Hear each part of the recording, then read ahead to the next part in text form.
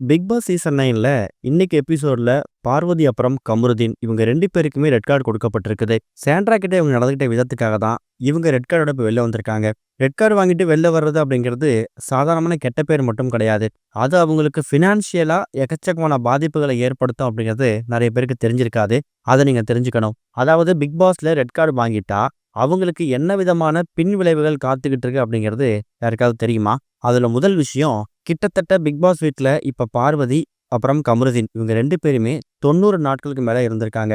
Red card வாங்கிட்டு ஒரு போட்டியாளர் அந்த பிக் பாஸ் ஷோவை விட்டு வெளில வராருன்னா, அவருக்கு டே 1ல இருந்து எந்த நாளைக்கு ரெட் கார்டு வாங்கினாரோ அது வரைக்கும் ₹1 கூட சம்பளமே கிடையாதாம். வெறும் 0வோட சம்பளத்தோட தான் அவங்க இந்த பிக் பாஸ் வீட்ல இருந்து எவிக்ட் ஆகி வெளில போனோம். அடுத்த ஒரு முக்கியமான விஷயம், எவிக்ட் ஆகி சாதாரணமா மக்கள் ஓட்டு அடிப்படையில் வெளில வரக்கூடியவங்க அவங்களுக்கான அந்த பயண வீடியோவை பார்த்துட்டு, ஹோஸ்ட்டை பார்த்துட்டு, மக்கள்கிட்ட வந்து பிளெஸிங்ஸை வாங்கிட்டு அவங்க வெளில வருவாங்க. ஆனா ரெட் கார்டு வாங்குறவங்களுக்கு அப்படிப்பட்ட ஆப்பர்ச்சுனிட்டிஸ் எதுவுமே கிடையாது. அவங்க கன்ஃபெஷன் ரூம் வழியாவோ இல்ல ஸ்டோர் ரூம் வழியாவோ அந்த பிக் பாஸ் செட்டை விட்டு அவங்க வெளியேற்றப்படுறதுக்கான வாய்ப்பு தான் ரொம்ப ரொம்ப அதிகம்.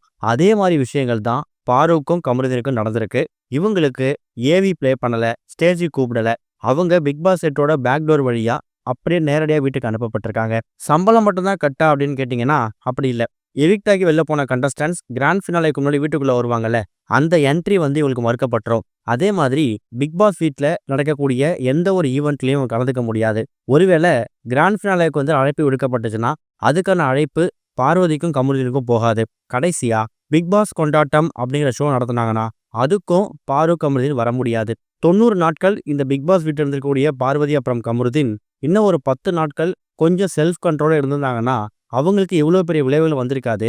இது வந்து பார்வதி அப்புறம் கமருதீனுக்கு மட்டும் இல்லை, பிக் பாஸ் வீட்டாட்டி எவிட் ஆகி போன எந்த ஒரு கண்டஸ்டனாக இருந்தாலும் அவங்களுக்கு ஏற்கனவே போடப்பட்டிருக்கக்கூடிய விதி இதுதான். இனி வரக்கூடிய சீசன்ல எந்த ஒரு கண்டஸ்டன்ட் ரெட் கார்டு வாங்கினாலும் அவங்களுக்கு இதே ரூல் தான். அதுல பாரு கமருதீன் விதிவிலக்கு இல்லை அப்படிங்கிறது இப்ப கன்ஃபார்ம் ஆகியிருக்கு. கிட்டத்தட்ட 90 நாட்களோட உழைப்பை ஒரு அரை மணி நேரத்துல அவங்க வேஸ்ட் பண்ணிட்டாங்க.